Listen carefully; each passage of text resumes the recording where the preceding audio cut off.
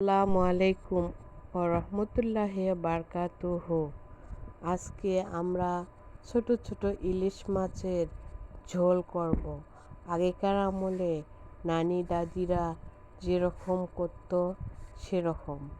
মাছগুলো ধুয়ে কেটে নিয়েছি, সুন্দর করে পরিষ্কার করেছি। এখন আমি কড়াইয়ে পেঁয়াজ ও সরিষার তেল ভাজবো। পেঁয়াজ সরিষার তেল ভাজা হচ্ছে।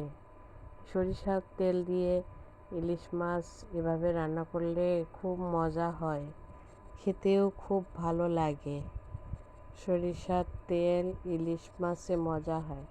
এখন কাঁচামরিচ অ্যাড করলাম, লবণ 1 চামচ দিলাম, টিস্পুন গোলমরিচের গুঁড়া 1 চামচ এবং হলুদ 1 চামচ দিলাম।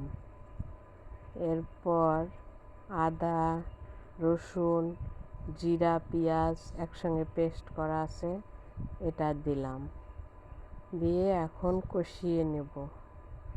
কষানো হলে বেশি করে কষা লাগবে, তাহলে আদা রসুনের যে গন্ধটা চলে যাবে এবং মাছটা খুব টেস্টি হবে। একটু পানি দিয়ে আবার মশলাগুলো কষিয়ে নেব। মশলাগুলো বেশ কষিয়ে এসেছে, এখন মাছগুলো দেব। মাছগুলো দেওয়া হলে মাছগুলো কষাবো। মাছগুলো সুস্বাদু, ছোট হলেও এভাবে যদি রান্না করেন খুব মজা হয়। এভাবে খেতে ভালোই লাগে। ছোট বড় সব ধরনের মাছে এরকম করে রান্না করা যাবে। আপনারা এইভাবে রান্না করবেন, দেখবেন খেতে খুব মজা হয়। মাছগুলোর তেল বাইরে যাচ্ছে।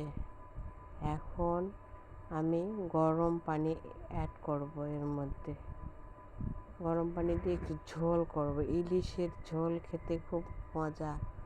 কথায় আছে ইলিশের ঝোল চিতলের কোল, এই দুইটা খুব মজা হয়। আমরা ছোটোবেলায় ইলিশের ঝোল খুব খেতাম। ইলিশ মাছের ঝোল হলেই খাওয়া হতো। এখন তো অনেক রান্না আছে, দো পেঁয়াজা, সর্ষে ইলিশ, অন্যান্য করা যায়, কিন্তু ইলিশের ঝোলের যে একটা মজা। এই দেখুন, ঝোলটা বেশ লাল টকটকে হয়েছে, খেতেও অনেক দুর্দান্ত হয়েছে। ঝোল দিয়েই মনে হচ্ছে যেন সব ভাত কাবার করে দেওয়া যাবে। ঝোলটা দেখেন।